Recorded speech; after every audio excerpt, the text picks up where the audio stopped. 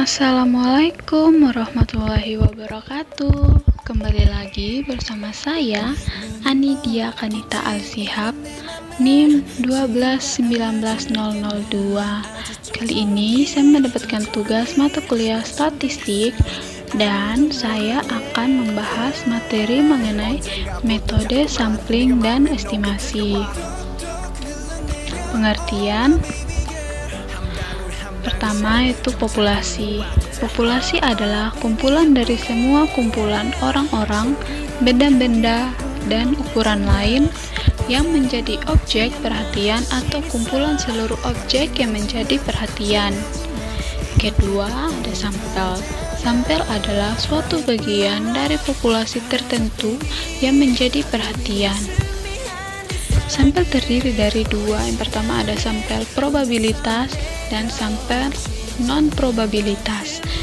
Sampel probabilitas adalah suatu sampel yang dipilih sedemikian rupa dari populasi sehingga masing-masing anggota populasi memiliki probabilitas atau peluang yang sama untuk dijadikan sampel. Yang kedua, sampel non-probabilitas adalah suatu sampel yang dipilih sedemikian rupa dari populasi sehingga setiap anggota tidak memiliki probabilitas atau peluang yang sama untuk dijadikan sampel. Selanjutnya, metode penarikan sampel.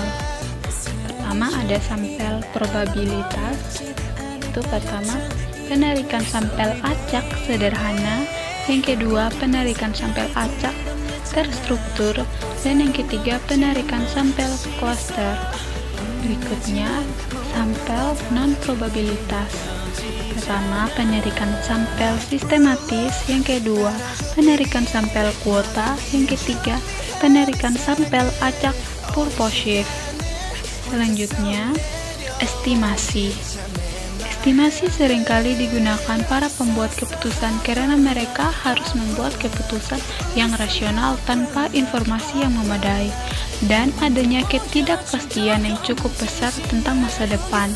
Estimator adalah suatu statistik atau karakteristik dari sampel yang dipergunakan untuk menduga parameter atau karakteristik dari populasi.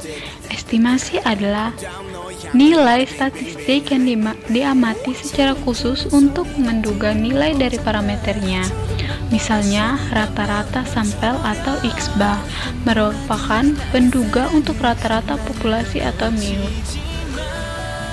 Tipe estimasi itu ada point estimation atau penduga titik. Contohnya seperti nilai statistik yang telah dihitung dari sampel yang memperkirakan parameter populasi. Berikutnya ada interval estimation atau penduga interval.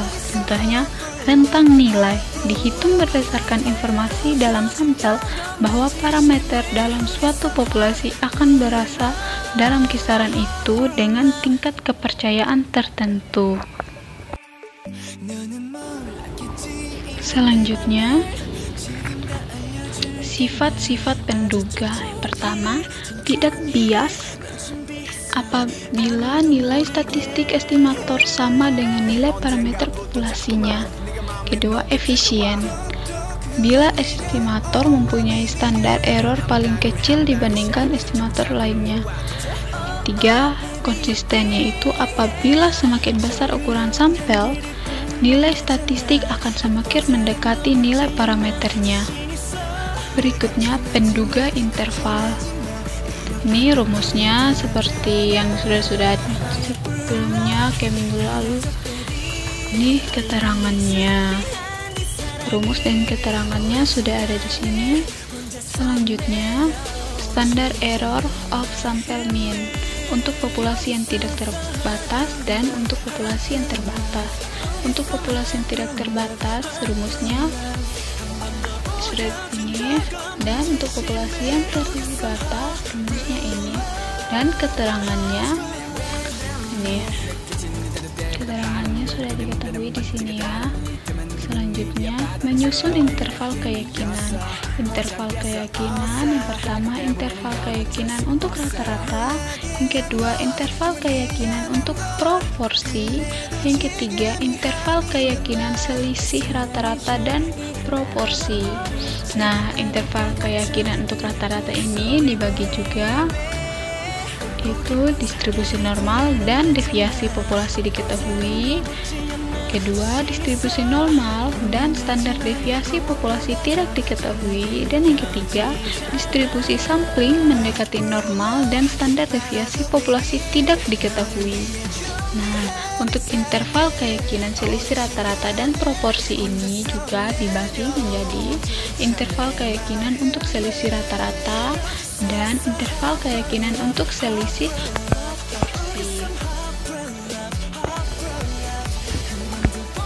Selanjutnya, skema proses interval keyakinan. Pertama, mulai identifikasi masalah. Yang kedua,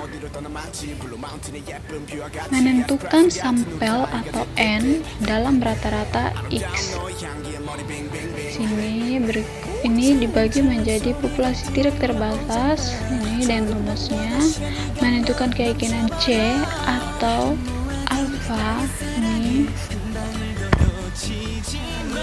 Dan yang terakhir, populasi terbatas dengan rumusnya ini. Berikutnya, interval keyakinan untuk selisih rata-rata, rumusnya ini. Ini kita akan langsung masuk ke contoh soal. Suatu sampel acak sebanyak 12 buah produk yang dihasilkan oleh suatu perusahaan mempunyai berat rata-rata 159,7 gram dengan standar deviasi 1,5 gram, sedangkan sampel produk yang dihasilkan oleh perusahaan yang lainnya berjumlah 15 buah dengan berat rata-rata 161,4 gram dan standar deviasi 0,9 gram. Distribusi berat produk diasumsi normal. Estimasilah perbedaan rata-rata produk tersebut dengan tingkat kepercayaan 90%.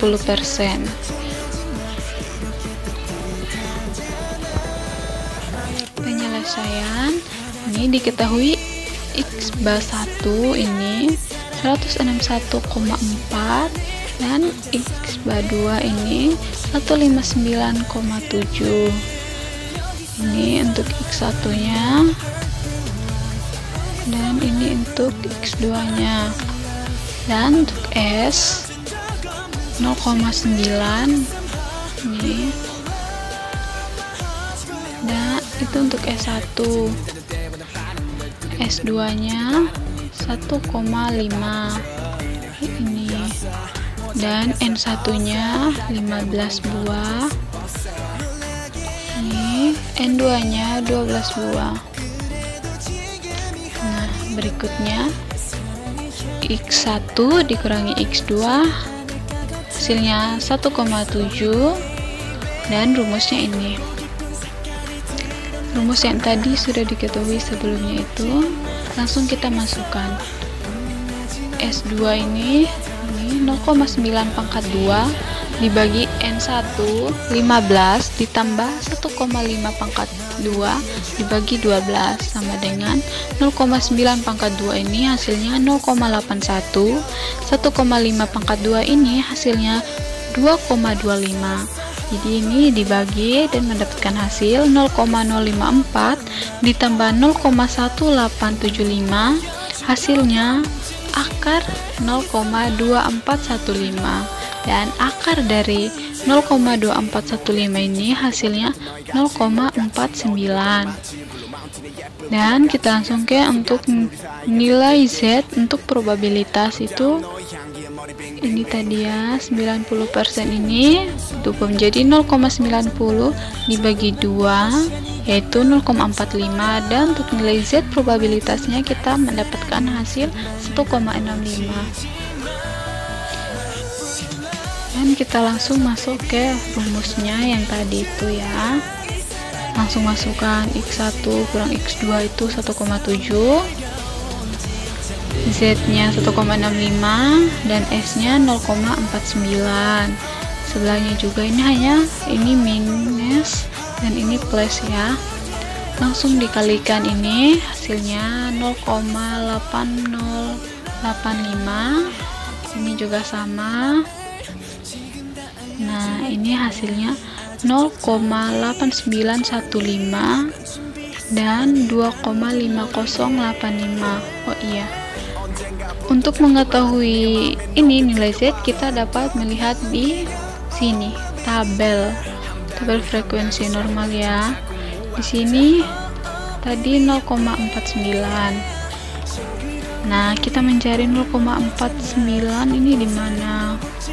0,49, oh sorry 0,45 yang ini, maaf, 0,45 ini kita lihat sudah. 0,45 ini Anda berada di mana?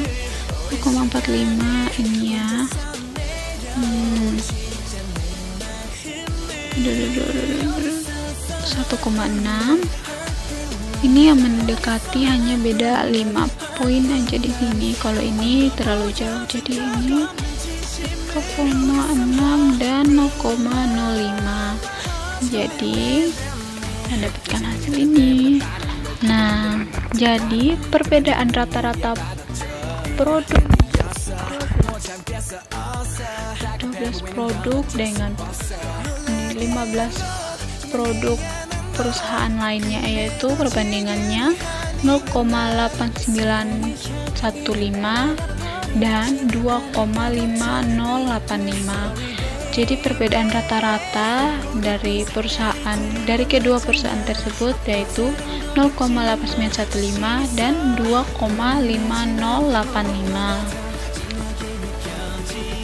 Terima kasih sudah menonton penjelasan dari saya, semoga bisa dimengerti, dan maaf apabila ada kesalahan dalam baca materinya dan dalam pengerjaan soalnya, mohon dimaafkan dan tolong dikoreksi di kolom komentar. Terima kasih.